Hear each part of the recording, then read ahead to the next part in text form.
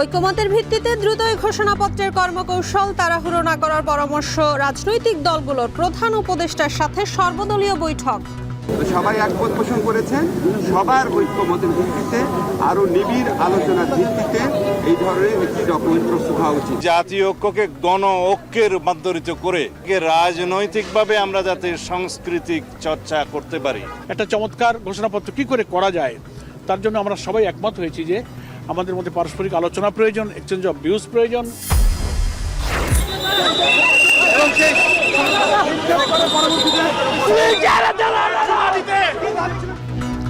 সংক্ষুব্ধ আদিবাসী ছাত্র জনতার উপর হামলার প্রতিবাদে স্বরাষ্ট্র মন্ত্রণালয় অভিমুখে পদযাত্রায় পুলিশের বাধা, পার্বত্য জেলায় বিক্ষোভ।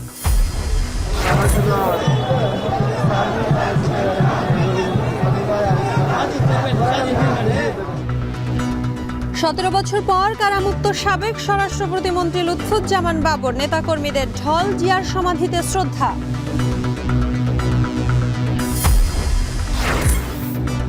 এবং বিটিআরসি ও এনটিএমসিকে জুলাই আগস্টের ডেটা সংরক্ষণের নির্দেশ ট্রাইব্যুনালের, মুগ্ধর পরিবারের অভিযোগ দায়ের। এরকম একটা ডিজিটাল যুগে এসেও যদি এই গুজবের প্রশ্নের উত্তর আমাকে দিতে হয়, সেটা আসলে আমাদের দেশবাসীর জন্য একটা ব্যর্থতা।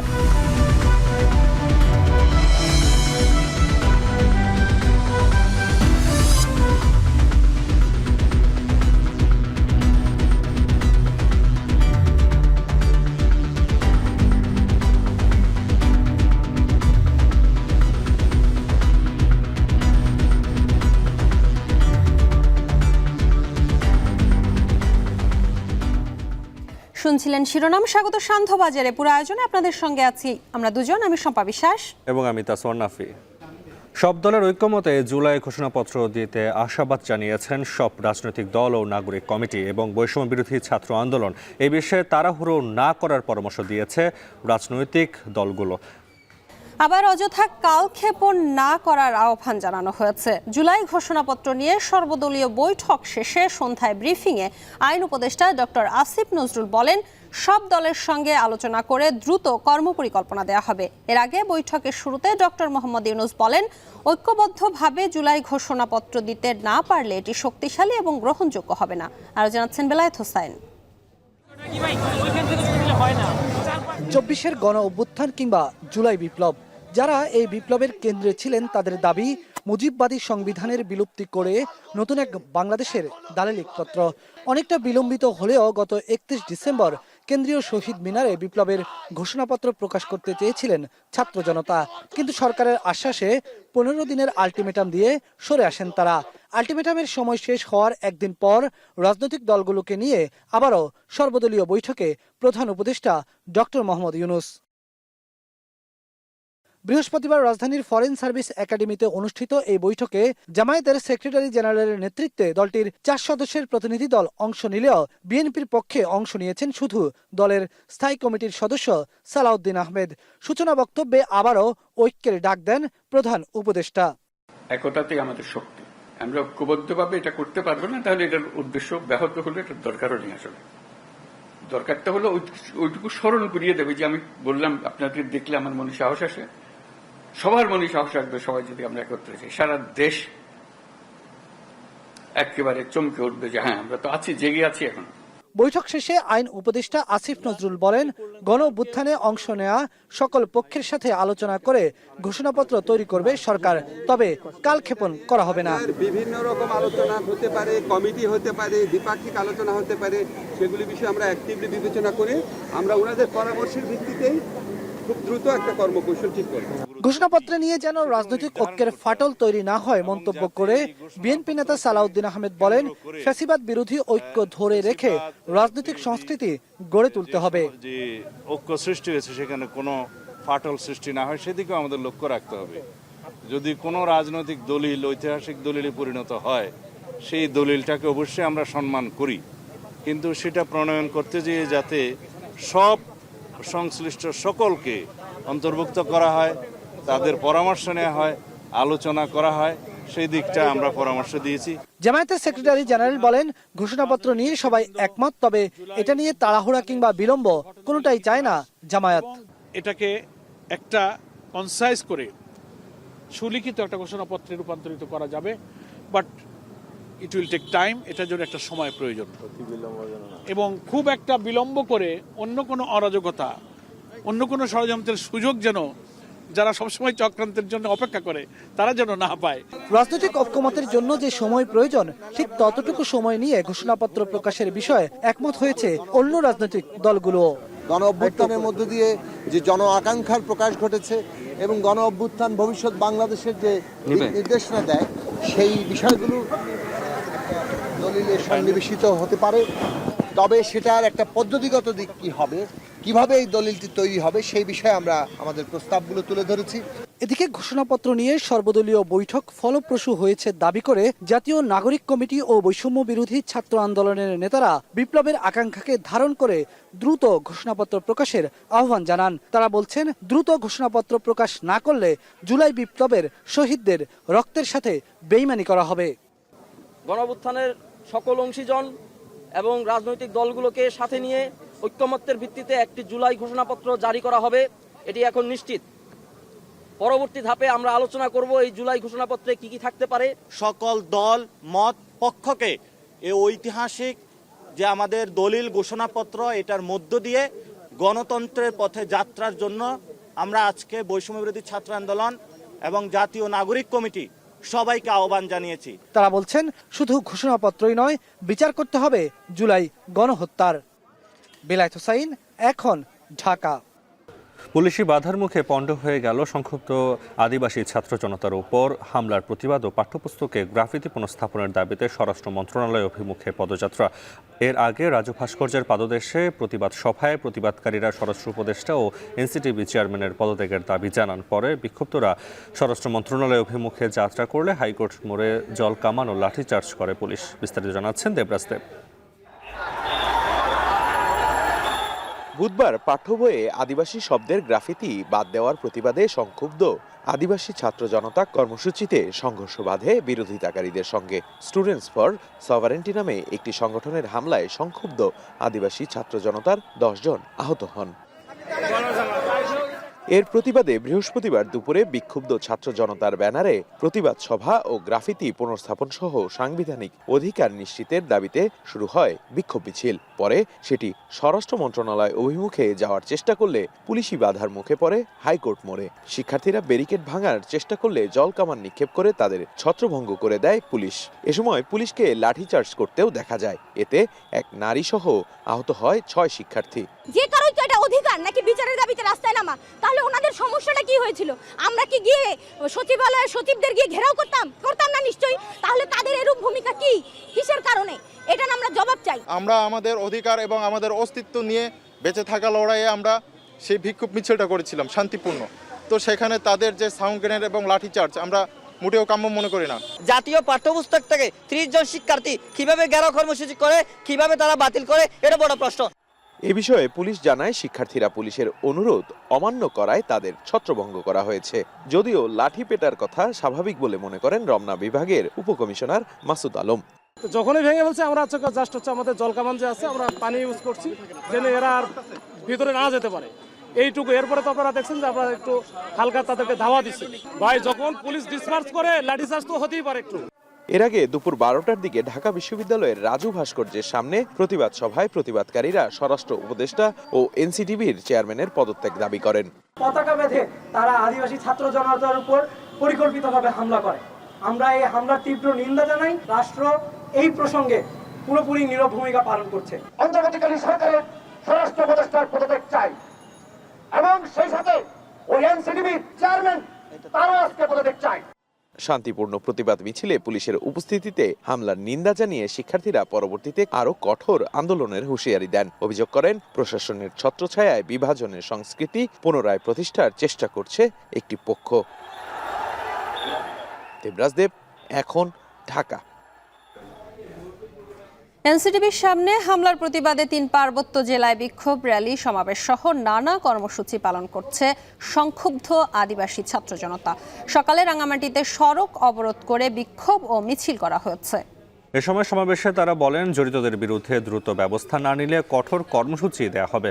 পরে জেলা প্রশাসক বরাবর স্মারকলিপি জমা দেন তারা। প্রতিনিধিদের পাঠানো তথ্য ছবিতে দেখুন বিস্তারিত।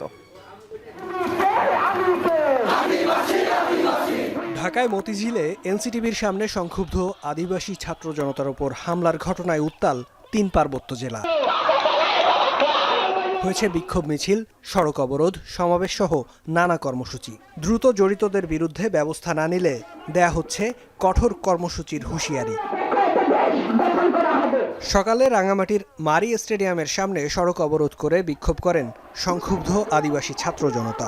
পরে বিক্ষোভ মিছিল নিয়ে প্রধান উপদেষ্টা বরাবর জেলা প্রশাসকের কাছে 5 দফা দাবিতে স্মারকলিপি দেন তারা, যেখানে হামলাকারীদের দ্রুত আইনের আওতায় আনা, আহতদের চিকিৎসা ব্যয়, পাঠ্য বই থেকে বাতিল করা গ্রাফিতি পুনর্বহাল ও আদিবাসীদের সঠিক ইতিহাস তুলে ধরা এবং সংবিধানে সকল আদিবাসী জনগোষ্ঠীর স্বীকৃতি দিতে কার্যকর পদক্ষেপ নেয়ার দাবি জানানো হয়। 50টির অধিক আদিবাসী জনগোষ্ঠী রয়েছে, তাদেরকে তাদের জাতীয়তা পরিচয় প্রদান করার সুযোগ সংবিধানে দেওয়া হয়নি। আদিবাসী জনগোষ্ঠীর সাথে আলোচনা সাপেক্ষে পাঠ্যপুস্তকে আদিবাসী জাতিসমূহের সঠিক ইতিহাসে পরিচিতি তুলে ধরা। আমরা চালিয়েছে তাদেরকে দ্রুত অবিলম্বে গ্রেপ্তারের আহ্বান জানাচ্ছি। সকালে খাগড়াছড়ি সরকারি কলেজ প্রাঙ্গণে জড়ো হন বিভিন্ন উপজেলা থেকে আসা ছাত্র জনতা। বিক্ষোভ মিছিল নিয়ে শহরের প্রধান প্রধান সড়ক প্রদক্ষিণ করেন তারা। এ সময় জড়িতদের শাস্তির দাবি জানানো হয়। এছাড়া বান্দরবানেও নানা কর্মসূচি পালন করে সংক্ষুব্ধ আদিবাসী ছাত্র জনতা। এর আগে বুধবার দুপুরে পাঠ্যপুস্তকে আদিবাসী শব্দ সংবলিত গ্রাফিতি ইস্যুকে ঘিরে সংক্ষুব্ধ আদিবাসী ছাত্র জনতার উপর হামলার অভিযোগ ওঠে স্টুডেন্ট ফর সভারেন্টি নামে একটি সংগঠনের বিরুদ্ধে। এ ঘটনায় বেশ কয়েকজন আহত হন। ফেরদৌস আবির, এখন। সংক্ষুব্ধ আদিবাসী ছাত্র জনতার উপর হামলায় জড়িতদের দ্রুত বিচারের আওতায় এনে দৃষ্টান্তমূলক শাস্তির দাবি জানিয়েছেন ঢাকা বিশ্ববিদ্যালয় ছাত্রদলের সভাপতি গণেশ চন্দ্র রায় সাহস। একই সাথে সংক্ষুব্ধ আদিবাসী ছাত্র জনতার উপর পুলিশি হামলাকে ফ্যাসিবাদী আমলের পুলিশ বলে মন্তব্য করেন তিনি। বিকেলে টিএসসিতে সংক্ষুব্ধ আদিবাসী ছাত্র জনতার উপর হামলার প্রতিবাদে বিক্ষোভ মিছিল শেষে তিনি কথা বলেন। এ সময় তিনি বলেন, আদিবাসী ছাত্র জনতার যৌক্তিক বিক্ষোভে যারা হামলা করেছেন তারা আওয়ামী লীগের দোসর। একই সাথে ক্যাম্পাস এলাকায় কিভাবে ছাত্রদের উপর পুলিশ হামলা করলো সে বিষয়ে ঢাকা বিশ্ববিদ্যালয়ের প্রশাসনের কাছে জবাবদিহিতা চান তিনি। এর আগে বিকেল 5টায় টিএসসি থেকে মিছিল নিয়ে ভিসি চত্বর প্রদক্ষিণ করে রাজু ভাস্কর্যের সামনে সেটি শেষ হয়।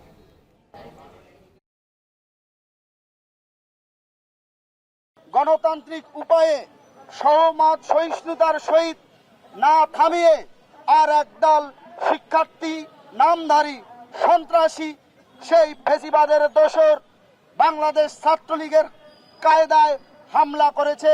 পুলিশ প্রশাসন যেভাবে কোমলমতি শিক্ষার্থীদের উপর হামলা করেছে, টিয়ার সেল নিক্ষেপ করেছে এবং এই ঠান্ডার দিনে পানি নিক্ষেপ করেছে, তা অবশ্যই আমরা বাংলাদেশ জাতীয়তাবাদী ছাত্রদল তীব্র নিন্দা ও প্রতিবাদ জানাই। জাতীয় শিক্ষাক্রম ও পাঠ্যপুস্তক বোর্ড এনসিটিভির সামনে আদিবাসী শিক্ষার্থীদের শান্তিপূর্ণ সমাবেশে হামলার তীব্র নিন্দা জানিয়েছে অন্তর্বর্তী সরকার। সকালে প্রধান উপদেষ্টার প্রেস উইং থেকে এই নিন্দা জানানো হয়। হামলার ঘটনায় ইতিমধ্যেই 2 জনকে গ্রেপ্তার করা হয়েছে জানিয়ে প্রেস উইং থেকে বলা হয়, ক্ষুদ্র নৃগোষ্ঠী শিক্ষার্থীদের শান্তিপূর্ণ সমাবেশে হামলার তদন্তের নির্দেশ দেওয়া হয়েছে এবং অপরাধীদের শনাক্ত করা হচ্ছে। সব দুর্বৃত্তদের আইনের আওতায় আনা হবে। সরকার দ্ব্যর্থহীন ভাষায় জুলাই আগস্ট গণঅভ্যুত্থানের প্রকৃত চেতনায় পুনর্ব্যক্ত করে বলে, বাংলাদেশে জনতার সহিংসতা, জাতিগত বিদ্বেষ এবং ধর্মান্ধতার কোনো স্থান নেই। কেউ সম্প্রীতি, শান্তি এবং আইন শৃঙ্খলা সাথে জড়িত থাকলে কঠোর পদক্ষেপের সম্মুখীন হবে বলেও জানায় প্রেস উইং। গত বুধবার দুপুরে এনসিটিভির সামনে ক্ষুদ্র নৃগোষ্ঠী শিক্ষার্থীদের সঙ্গে স্টুডেন্টস ফর সভারেন্টি নামক একটি সংগঠনের ব্যানারে হামলার ঘটনা ঘটে। এতে আহত হয়েছেন বেশ কয়েকজন শিক্ষার্থী।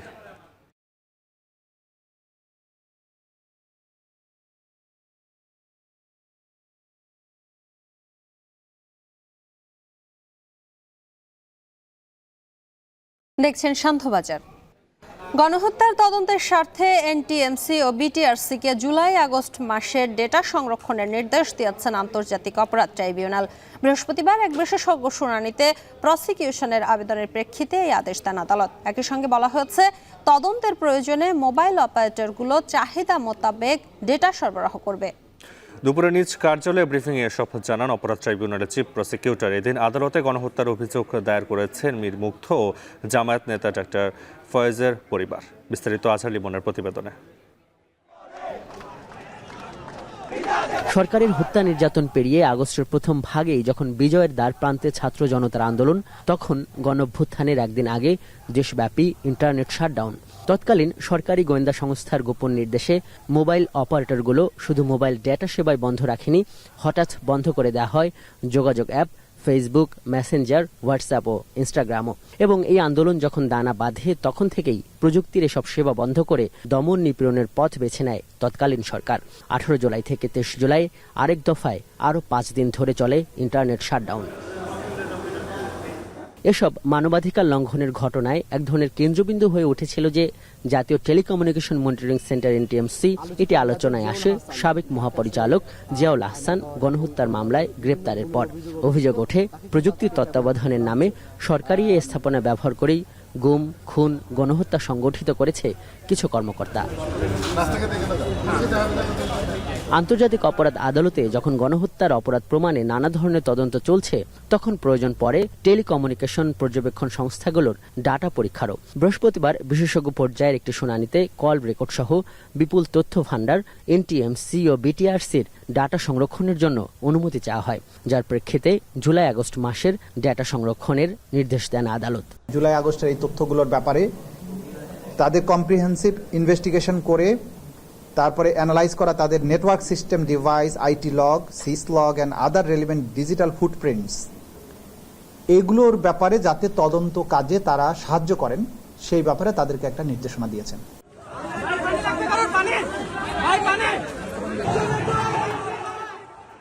এদিন ট্রাইব্যুনালে অভিযোগ দায়ের করতে আসেন ছাত্র আন্দোলনে হত্যার শিকার মীর মুগ্ধের 2 ভাই। তারা জানান তারা সুনির্দিষ্ট কাউকে আসামি করেননি, তবে তারা ব্যক্তি উদ্যোগে এই যে সিসিটিভি ফুটেজ আদালতকে সরবরাহ করেছেন, যাবতীয় ফরেনসিক পরীক্ষার ভিত্তিতে পুলিশ কর্মকর্তা ও সরকারের কারা কিভাবে জড়িত তা বের করবেন। সুপিরিয়র প্রাইম মিনিস্টারের কাছে যায়, সেটা আমরা আসলে সবাই জানি। এখানের বিভিন্ন হত্যাকাণ্ডের সাথে তিনি জড়িত, এটা আমরা আসলে সবাই জানি। কিন্তু তথ্য প্রমাণের কারণে তো আসলে সেই পর্যন্ত কি যাওয়া সম্ভব হয়? আমার মনে হয় না সম্ভব হয়, কারণ বিচার প্রক্রিয়াতে আপনার এভিডেন্সেস, প্রমাণাদি হচ্ছে সবচেয়ে বেশি ইম্পর্টেন্ট। এর আগে লক্ষ্মীপুর জেলা জামায়াতের নায়েবে আমির ডাক্তার ফয়েজ আহমেদকে নিজ বাসায় গুলি করে হত্যার ঘটনায় শেখ হাসিনা, সাবেক সামরিক উপদেষ্টা তারেক আহমেদ সিদ্দিকী সহ 41 জনের বিরুদ্ধে আন্তর্জাতিক অপরাধ ট্রাইব্যুনালে অভিযোগ দায়ের করেন তার 2 ছেলে। মানবতা বিরোধী একটা হত্যাকাণ্ড, কারণ একজন চিকিৎসক যার বিরুদ্ধে কোনো অভিযোগ ছিল না, ওনার বিরুদ্ধে কোনো থানায় বিরোধী দলও কোনো অভিযোগ করেনি কখনো, সেই ধরনের একজন জনপ্রিয় চিকিৎসককে শুধুমাত্র রাজনৈতিক উদ্দেশ্যে প্রশাসনিক বাহিনী দিয়ে এরকম একটি হত্যাকাণ্ড করা, ভিন্ন মতকে দমন করার জন্য যে প্রচেষ্টাগুলো বিগত সরকারের হাসিনার সরকার যা করে দিয়ে আসছে, তারই একজন ভিকটিম ছিলেন আমার পিতা ডাক্তার ফয়েজ আহমেদ। 2013 সালের 13 ডিসেম্বর দিবাগত রাত 12:30টার দিকে অভিযানের নামে লক্ষ্মীপুর জেলা জামায়াতের নায়েবে আমির ডাক্তার ফয়েজ আহমেদের বাসায় ঢুকে র্যাব 11-র CEO তারেক সাইদের একটি সশস্ত্র দল। অভিযোগে বলা হয় তার দোতলা বাসভবন থেকে তাকে ছাদে নিয়ে আঘাত করে গুলি করে ছাদ থেকে ফেলে দেওয়া হয়। আজহার লিমন, এখন, ঢাকা। শান্তবাজারের পর্যায়ে নিচ্ছি ছোট্ট একটি বিরতি। ফিরছি কিছুক্ষণের মধ্যেই।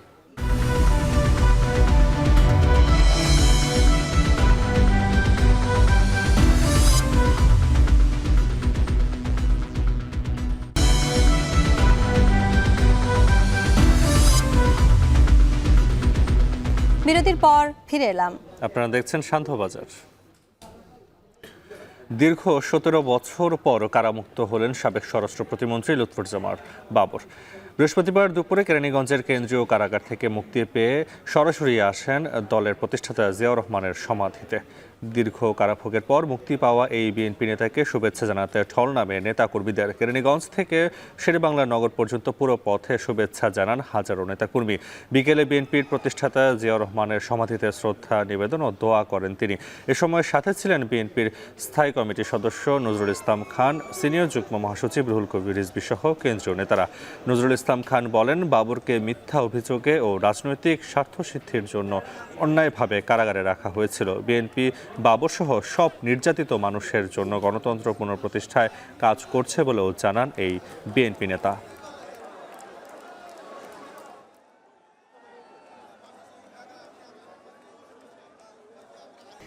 আওয়ামী লীগ সরকার সীমান্ত হত্যার বিচার প্রক্রিয়া সম্পন্ন করতে ব্যর্থ হয়েছে বলে মন্তব্য করেছেন জাতীয় নাগরিক কমিটির মুখ্য সংগঠক সার্জিস আলম।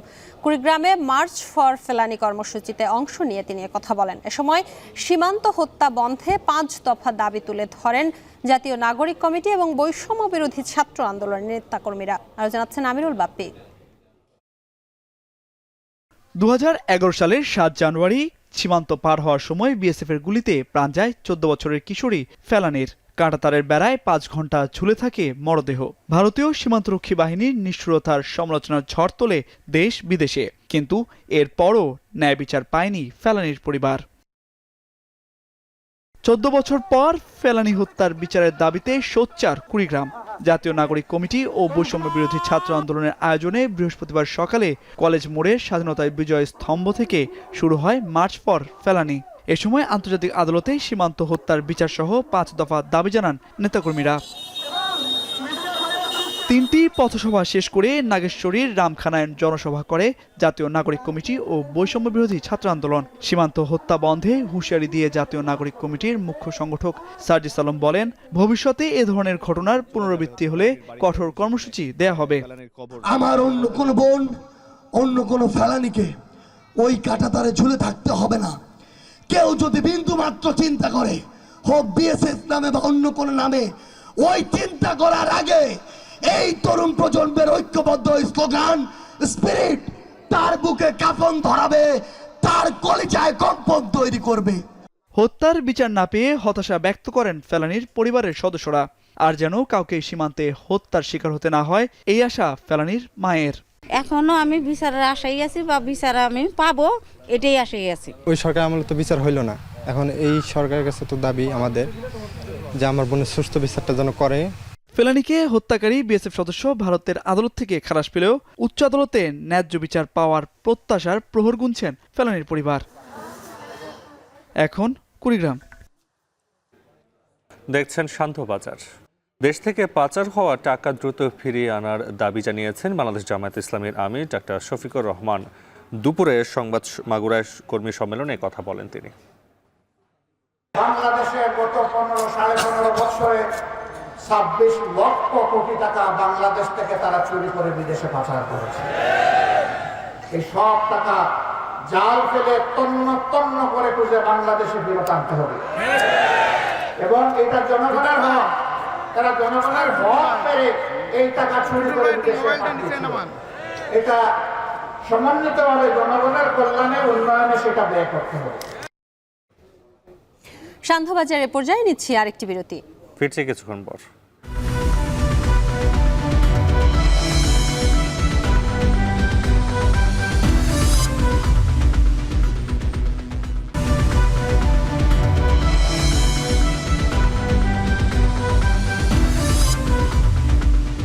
ফিরে এলাম বিরতির পর।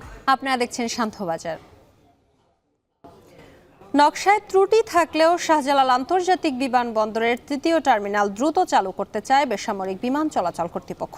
চলতি বছরের মার্চে কাজ শেষ হবে, আর সবকিছু ঠিক থাকলে ফ্লাইট নামবে নভেম্বরের মধ্যেই। এদিকে চট্টগ্রামের শাহ আমানতের কাজ চলতি বছরের ডিসেম্বরে শেষ হলেও সিলেটের ওসমানী আন্তর্জাতিক বিমানবন্দর সম্প্রসারণ এবং কক্সবাজার বিমানবন্দরকে আন্তর্জাতিক মানে উন্নীত করার কাজ শেষ হবে 2026 সালের মাঝামাঝি সময়। আর জানাচ্ছেন নাইম আবির।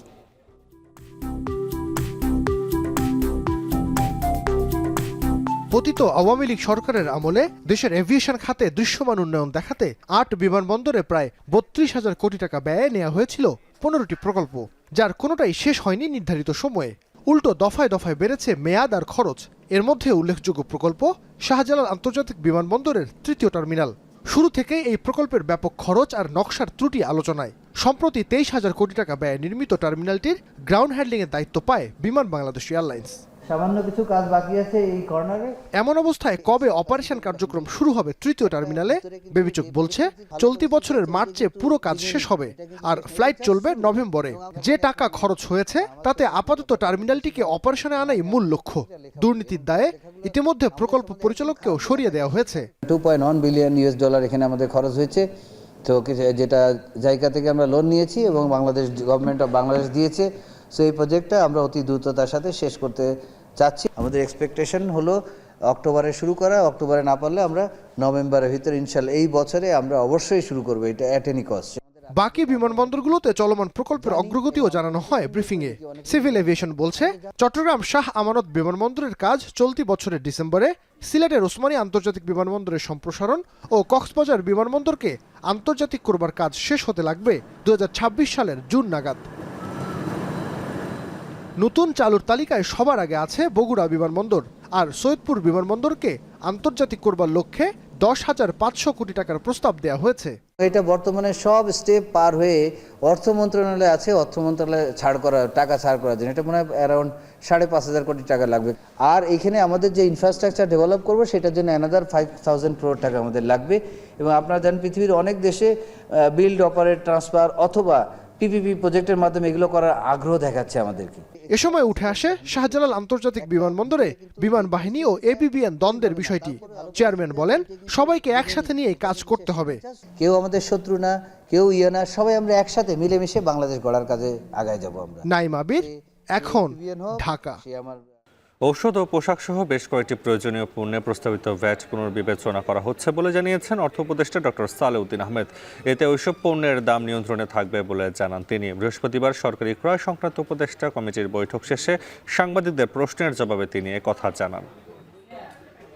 দামের প্রভাব কিছু কিছু জায়গায় হয়তো কিছুটা ভ্যাটের জন্য হয়েছে, সম্পূর্ণভাবে এটা হলো ম্যানিপুলেশন, সাপ্লাই চেনের ব্রেকার। এটা ভ্যাটে আমি কিছু দাম বাড়িয়েছি কি আইএসপি, ফোন, পরের জুস, কটা লোক কেনে, অর্থাৎ ওটার উপর যে পড়েছে পরে তা না। তবু আজকে আমরা রিভিউ করেছি, কিছু কিছু ফ্যাক্টরটা আমরা পরে জানতে পারবেন। তাদের সাথে কয়েকটা জিনিস অত্যাবশ্যক জিনিস, তারপরে ওষুধের ব্যাপারে, তারপরে আপনার আরও কয়েকটা আমরা দেখতে পারেন মোটামুটি সাশ্রয়ী।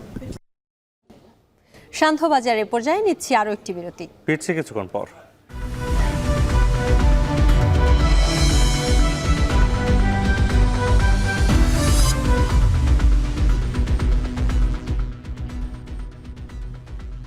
শেষ করছি শান্তবাজার।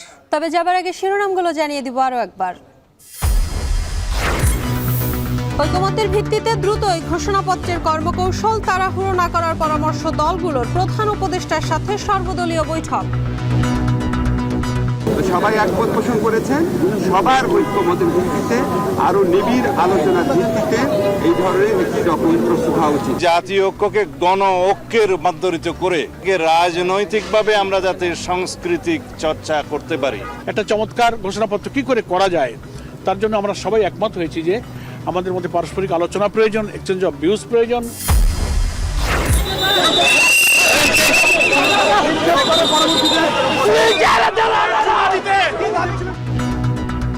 সংক্ষুব্ধ আদিবাসী ছাত্র জনতার উপর হামলার প্রতিবাদে স্বরাষ্ট্র মন্ত্রণালয়ের অভিমুখে পদযাত্রায় পুলিশের বাধা, পার্বত্য জেলায় বিক্ষোভ।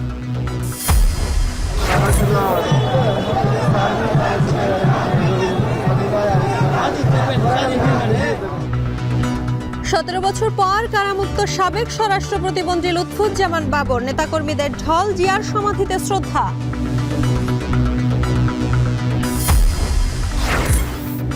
এবং বিটিআরসি ও এনটিএমসিকে জুলাই আগস্টের ডেটা সংরক্ষণের নির্দেশ ট্রাইব্যুনালের, মুগ্ধর পরিবারের অভিযোগ দায়ের।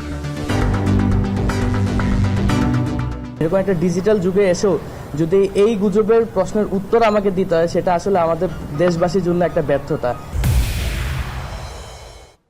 শেষ করছি শান্তবাজার। এখন টেলিভিশন ওয়েবসাইটে দেখতে ভিজিট করুন www.ekhon.tv। এছাড়া ফেসবুকে দেখতে ভিজিট করুন facebook.com/tv.ekhon, ইউটিউবে দেখতে ভিজিট করুন youtube.com/ekhon TV।